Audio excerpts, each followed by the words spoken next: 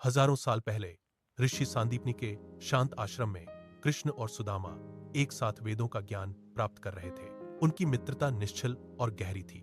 एक दोपहर गुरु माता ने उन्हें सूखी लकड़ियां लाने के लिए घने जंगल भेजा। अचानक आसमान काले बादलों से घिर गया और मूसलाधार बारिश होने लगी। दोनों ने एक विशाल वृक्ष की शरण ली। ठंड और नमी के बीच सुदामा को तीव्र भूख सताने लगी। उनके पास चिवड़े की एक छोटी सी पोटली थी। उन्होंने सोचा कि यदि कृष्ण को बताया तो उन्हें भी हिस्सा देना होगा और शायद वह कम पड़ जाए। सुदामा ने धीरे से पोटली खोली और छिपकर चिवड़ा चबाने लगे। अंधेरे में कृष्ण ने वह आवाज सुन ली। वे मंद मंद मुस्कुराए और बोले, मित्र, इस एकांत में अकेले अकेले क्या खा रहे हो? सुदामा लज्जित हो गए और अपना हाथ पीछे खींच लिया। कृष्ण ने उनका हाथ थामकर कहा, मित्रता में संकोच कैसा? यहाँ कोई भेद नहीं होता।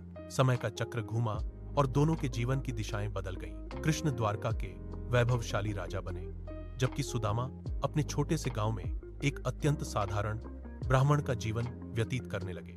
गरीबी इतनी अधिक थी कि सुदामा के घर में कई दिनों तक चूल्हा भी नहीं जलता था। फटे हुए वस्त्र और बच्चों की भूख देख सुदामा की पत्नी का हृदय भर आया। उन्होंने करुण स्वर में आग्रह किया, स्वामी, आपके परम मित्र कृष्ण अब द्वारका के राजा हैं। क्या आप एक बार उनसे सहायता मांगने नहीं जाएंगे? सुदामा ने स्वाभिमान के साथ उत्तर दिया, प्रिय, मित्रता स्वार्थ की कसौटी पर नहीं कसी जाती।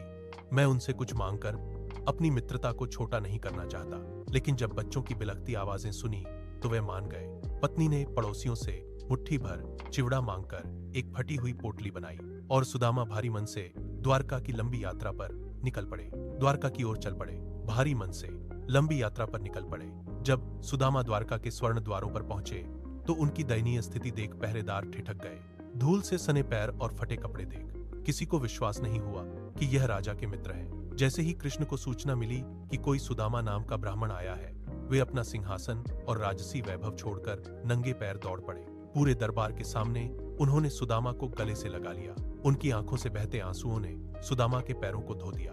रानियां और दरबारी यह दृश्य देखकर दंग रह गए कि साक्षात ईश्वर एक निर्धन व्यक्ति के सामने नतमस्तक है। कृष्ण ने सुदामा को अपने सिंहासन पर बैठाया और प्रेमपूर्वक पूछा, मित्र, इतने वर्षों बाद आए हो, भाभी ने मेरे लिए क्या उपहार भेजा है? सुदामा अपनी तुच्छ भेंट दिखाने में झिझक रहे थे और पोटली को अपने बगल में छिपाने का प्रयास करने लगे। झिझकते हुए पोटली को अपने बगल में छिपाने का प्रयास करने लगे। कृष्ण ने हंसते हुए वह पोटली छीन ली। जैसे ही उन्होंने पहली मुट्ठी चिवड़ा खाया, सुदामा की झोपड़ी एक भव्य महल में बदल गई। दूसरी मुट्ठी खाते ही उन्हें स्वर्ग जैसा ऐश्वर्य प्राप्त हुआ। जब कृष्ण तीसरी मुट्ठी भरने लगे तो देवी रुक्मिणी ने उनका हाथ थाम लिया। सुदामा ने अपनी दरिद्रता के बारे में एक शब्द भी नहीं कहा और अगले दिन खाली हाथ वापस लौट पड़े। जब वे अपने गांव पहुंचे तो वहां अपनी टूटी झोपड़ी की जगह सोने का महल देखकर चकित रह गए। उनकी पत्नी दिव्य आभूषणों में सजी बाहर आई। सुदामा तुरंत समझ गए कि यह सब उनके सखा कृष्ण की असीम कृपा है।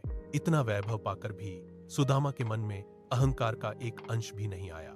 वे पहले की तरह ही विनम्र रहे और अपना जीवन भक्ति में समर्पित कर दिया। यह कहानी सिखाती है कि सच्ची मित्रता में केवल प्रेम और समर्पण का स्थान होता है, धन का नहीं। प्रेम और समर्पण धन का नहीं।